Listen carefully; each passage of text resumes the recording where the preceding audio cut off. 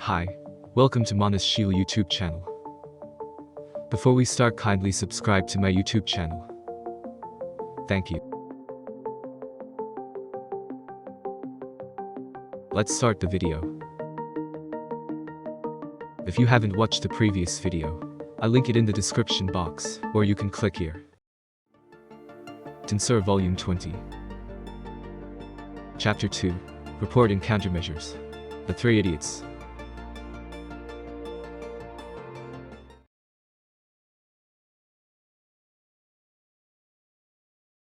Luminous and Dagruel are said to be the largest faction among demon lords, but their overall strength seems to be almost equal. That is probably why Dagruel did not make any rash moves, but now that the situation has come to this, the strength of the lieutenants and the top-level officers should decide the winner. On the Luminous side, there are Gunther San, Lewis, and the Seven Nobles. And of course, there were strongmen on the Dagruel side. Not to mention Dagruel's younger brothers such as Fen and Glassard. I had heard that there were those who were considered to be equivalent to Demon Lord Seed, though they were one step inferior to such million-class powerful men. They are the five great generals, the strongest among the senior fighters of the Binding Chain Giant gods. And the famous representative of the five. It is troublesome that Fen is back. Now Dagruel will revert back to the evil god of ancient times, and Basara of the Forearms will be awakened. Yes, that Basara of the Forearms is the second in command of the Binding Chain Giant gods. He is said to be as strong as the other deputy, Glassard, so he must be million class. Still, there are too many hidden strongmen, such as the Luminous forces and the Dagruel's camp. I felt like asking them how the balance among demon lords is balanced, with Carrion and Free having under their command such fierce fighters who look cute. When I complained in exasperation, Luminous answered me casually. Of course not, right?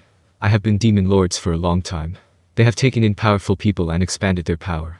In fact, as new demon lords, Carrion and Free have been worth seeing. This was a very superior comment. But in fact, this phrase since long ago was very persuasive.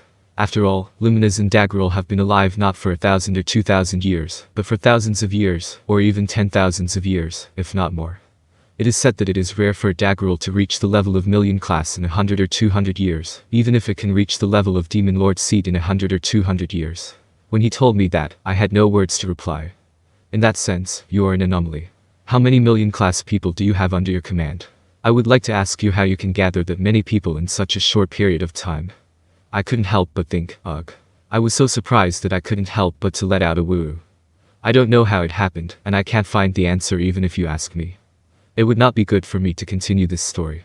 So I decided to ask Luminous something that had been bothering me for a while, as if to cover up the story. By the way, you know a lot about Dagruel's camp. Did you know about Fen? Luminous looked at me with a puzzled look, but accepted my invitation. Of course. The damage had already been sealed when I was born, but there were still traces of the damage. The godfathers used to tell me stories about those days with great pleasure. Besides, it was because of Fen that the ancestors created the sisters Kasara and Basara. Luminous says that both Kasara and Basara are the ancestors of giants, created by gods after Dagruel's true giants. Because they were born as twins, they were said to have quarreled over who was the older sister or the older brother, and their quarrel was so fierce that the damage was considerable at that time. Lumina's argument was that the source of all the disasters can be traced back to the god ancestors.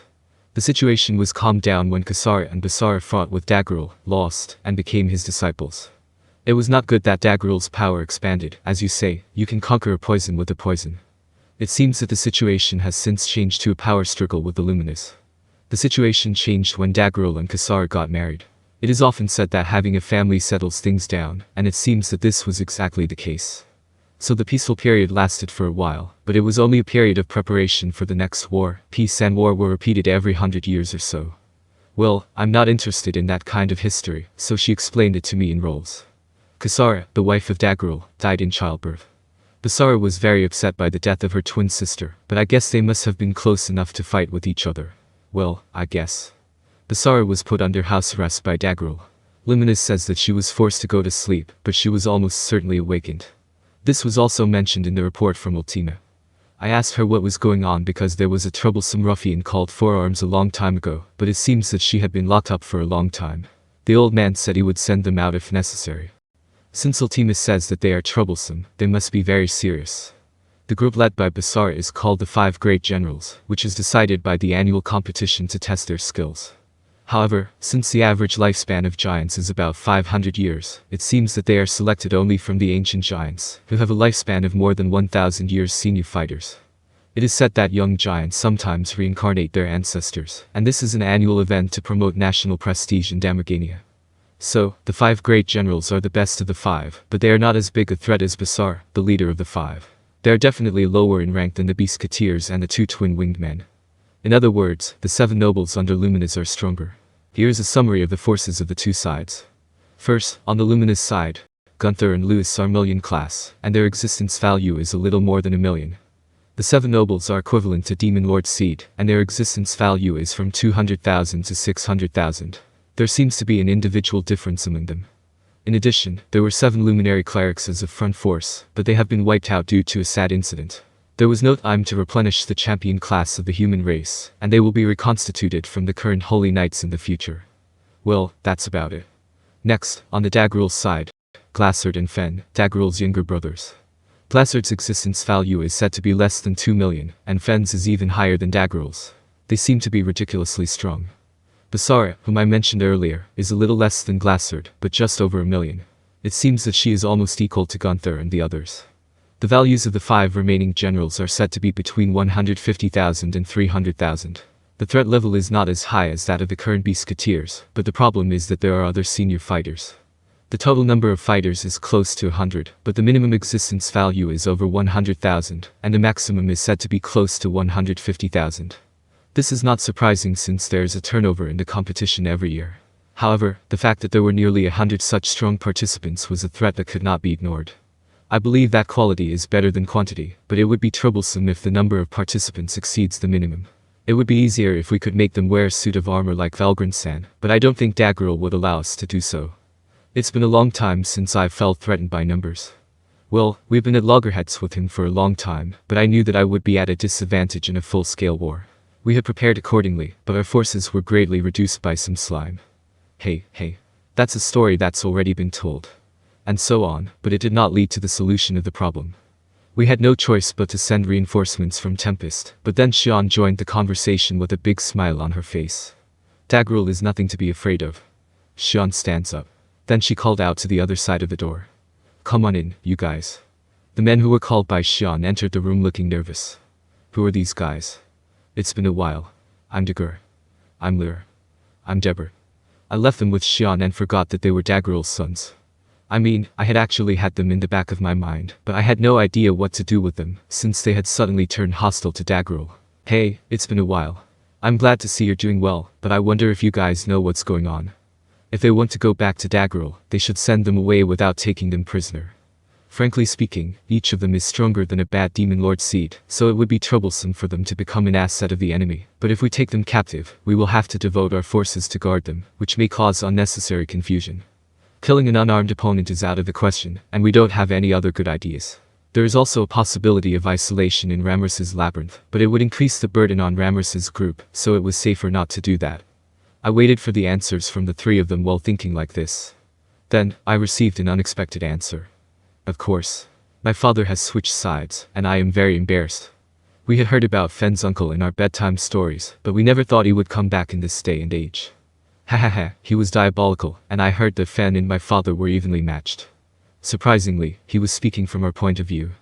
So I decided to ask him. Well, you going to war with your father, are you going to be okay? Yes, I think so. I'm worried, but I'm more interested in testing how strong we are now. You are right. We are being trained day by Xian-sama. Mental and physical training and good food. And we even have friends to compete with. Defeating those who try to destroy this environment is the reason we've got the power we have. Whoa, we're all rather happy to be able to show off the results of our training. I'm going to use my power too and beat your uncles to a pulp. They said to each other. They seem to really mean it, and they're ready to fight against Dagruel and the others. When I looked at Xian, she nodded her head in satisfaction, as if it was a matter of course. Well, what should we do? Is it really okay to send these 3 men off to war? I don't think it will be a problem. Seal-san answered without a pause as I was wondering what to do. But what about the possibility of their betrayal? I believe their words are true, but if they are fake, it will put our allies in danger. Some of the others would have been reluctant to fight with the sons of the enemy general. However, Seal-san's attitude remained firm. I think it is highly unlikely. Because I did not need to hear the answer. The door to the room opened and Xian's men rushed in. One of them, a big-looking older brother, was the first to address his opinion to me. Rimuru-sama, we believe you and Doug. Hey Gobzo. I mistook him for Gobzo because of his fearless look. His face is the same, but his spirit is different. And his words were that he believed in Dagruel. Gobzo is not the only one. Xian's Yamagiri began to speak out in defense of the Dagurs. This was proof that they truly believed in them. Or perhaps they thought I was going to dispose of or even lock up Dagruel and the others.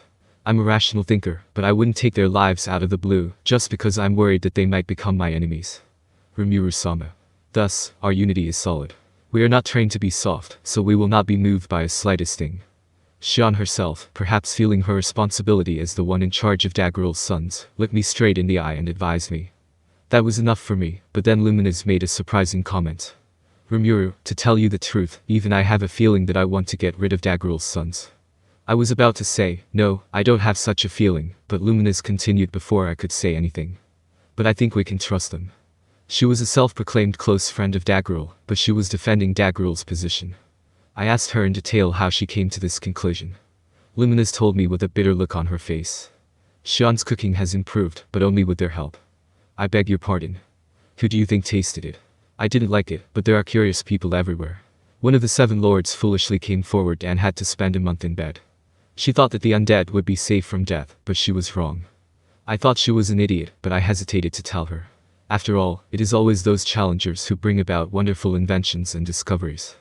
I think it is amazing that the first person ate sea urchin or sea cucumber. I heard that they were forced to eat such ghettos, and that there were some punishments, but I think that their actions contributed tremendously to the later gastronomy. In that sense, I would say that the aristocrat was rather courageous. So I nodded lightly and urged Luminous to continue. After that, no one wanted to taste the food, but they came forward. Everyone was so moved by their generosity that I was forced to admit them. I see. It seems that behind Xian's culinary progress lies a story of unimaginable hardship. Incidentally, a Dalmaner someone like him left a famous quote, I never thought I would be thankful for not being able to eat. Indeed, he thanked everyone from the bottom of his heart. Well, when we get to eat Miss Xian home-cooked meals, we are the ones who deserve this role, aren't we? You're right, brother. A reward. Yeah. Maybe these 3 are just crazy.